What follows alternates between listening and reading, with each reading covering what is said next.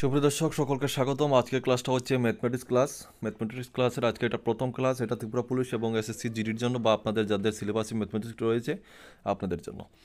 তো বন্ধুরা, ভিডিও শুরুতে বলে দিই আজকে আমার শরীরটা একটু খারাপ, সেই জন্য শুধুমাত্র আজকে একটি প্রশ্ন দেবো, কিন্তু যে নিয়মটিতে আপনাদের জন্য প্রশ্ন নিয়ে এসেছি এই নিয়মে কিন্তু আপনারা ত্রিপুরা পুলিশের পরীক্ষাতে কিন্তু একটা না একটা প্রশ্ন পাবেন।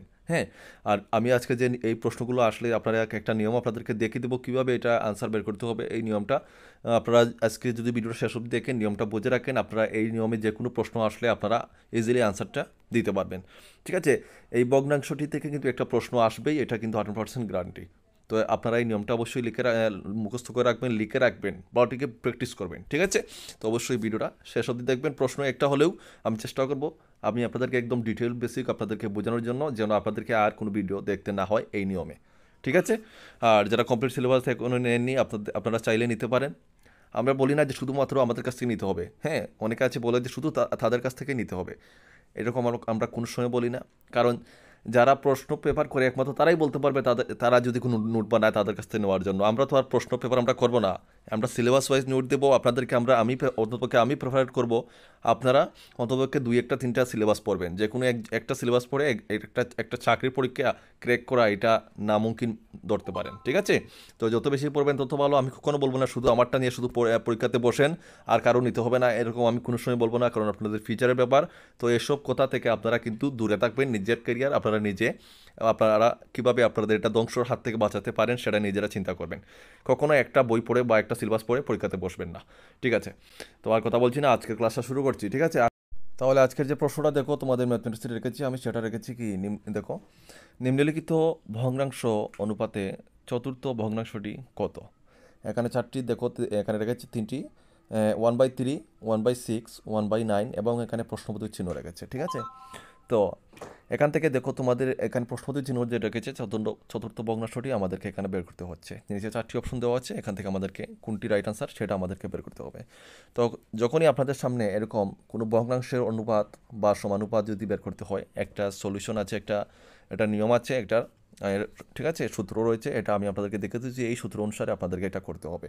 সূত্রটা হচ্ছে দেখো, যেমন ফার্স্ট ফার্স্ট হ্যাঁ, লেখাটা একটু এখানে মোবাইল তোমরা বুঝতে পারছো তো, একটু ম্যানেজ করবে। ফার্স্ট বাই সেকেন্ড হবে, ফার্স্ট বাই সেকেন্ড। ওকে, তারপরে ফার্স্ট বাই সেকেন্ড হবে, তারপরে ইকুয়াল টু তোমাদের third third by third by হয়ে যাবে থার্ড বাই ফোর্থ। ঠিক আছে, থার্ড বাই ফোর্থ,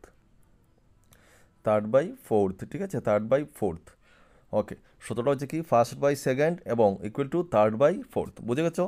তো এই সূত্র অনুসারে তোমাদের করতে হবে। সূত্রটা তোমরা আগে খাতাতে লিখে নাও। ঠিক আছে, ঠিক আছে, তারপরে দেখো আমরা কী বলেছি, সূত্রটা হচ্ছে first by second, second equal to third by fourth. তো আমরা এখন কী করবো, এই হচ্ছে ফার্স্ট, তো আমরা ফার্স্টে লিখবো 1/3, হ্যাঁ, ভাগ দেবো দিয়ে আমরা সূত্র লিখেছিলাম ফার্স্ট বাই সেকেন্ড, তো এখন সেকেন্ড হচ্ছে 1/6, তো আমরা লিখবো নিচে লিখবো 1/6। ঠিক আছে, এই হচ্ছে সূত্র অনুসারে এটা হচ্ছে ফার্স্ট, এটা হচ্ছে সেকেন্ড। বোঝাতে পারলাম? ওকে, সমান সমান আমরা তিনে কত রয়েছে সূত্র অনুসারে 1/9, আমরা 1/9 লিখবো, 1/9। ঠিক আছে, 1/9 লিখলাম এবং চতুর্থ সংখ্যা রয়েছে আমাদের এখানে প্রশ্নচিহ্ন। ঠিক আছে, তো আমরা লিখবো প্রশ্নচিহ্ন। ঠিক আছে, প্রশ্নচিহ্ন লিখলাম। ঠিক আছে, তো এখন কীভাবে এটা কী হবে দেখো, যখন এরকম যদি কোনো বাঘ দিয়ে যদি সমান সমান মধ্যে থাকে, তাহলে আমরা এটা কিন্তু উপরে উপরে এটাকে আমরা কাটতে পারি। তো উপরে উপরে বলতে এটা হচ্ছে উপরে, এটা হচ্ছে উপরে। ঠিক আছে, তো আমরা 9কে 3 দিয়ে কাটবো, 9কে আমরা 3 দিয়ে কাটবো। হ্যাঁ, 9কে যদি আমরা 3 দিয়ে কাটি তাহলে কত হবে? 3, কারণ 3 হচ্ছে 9। ঠিক আছে, তো এখন আমাদেরকে বের করতে হবে এই যে প্রশ্নচিহ্ন রয়েছে এটার আমাদের কিন্তু মান বের করতে হবে। ঠিক আছে, কত? তো কীভাবে এখন করবো, আমাদের এখানে রয়েছে 6। ঠিক আছে, তো আমরা দেখো এই যে আমরা প্রশ্নচিহ্ন রাখলাম। হ্যাঁ, প্রশ্নচিহ্ন রাখে এখন কিন্তু এটাকে আমরা ইনটু দিয়ে করবো। উপরে উপরে কিন্তু তখন আর কাটা যায় না, কোনাকুনি সমান সমাজের মধ্যে থাকে। তো এটাকে আমরা প্রশ্নচিহ্ন দিয়ে আমরা এখানে কত করব দেখো, আমরা এখানে যে উপরে কত রয়েছিল কাটা বাদে 1/6, 1/6, হ্যাঁ, দিয়ে আমরা ইনটু করব। ইনটু কত? 1/3, 1/3। ঠিক আছে, ঠিক আছে, তো এখন দেখো ইকুয়াল টু কত হবে তোমাদের এটা। এখন কিন্তু এটা আমরা কোনাকুনি ডাইরেক্ট আমরা এটাতে কিন্তু গুণ করে নেব।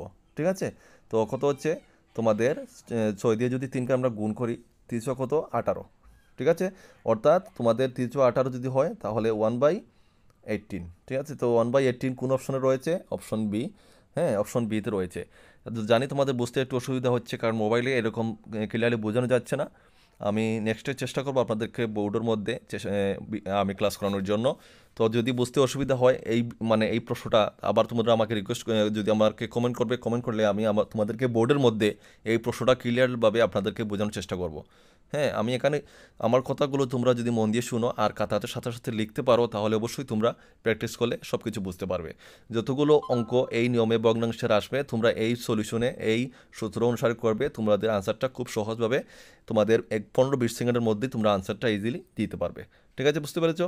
ঠিক আছে, তো আজকের ক্লাসটা এখানে শেষ করবো, আবার দেখা হচ্ছে নেক্সট ভিডিওতে। জয় হিন্দ।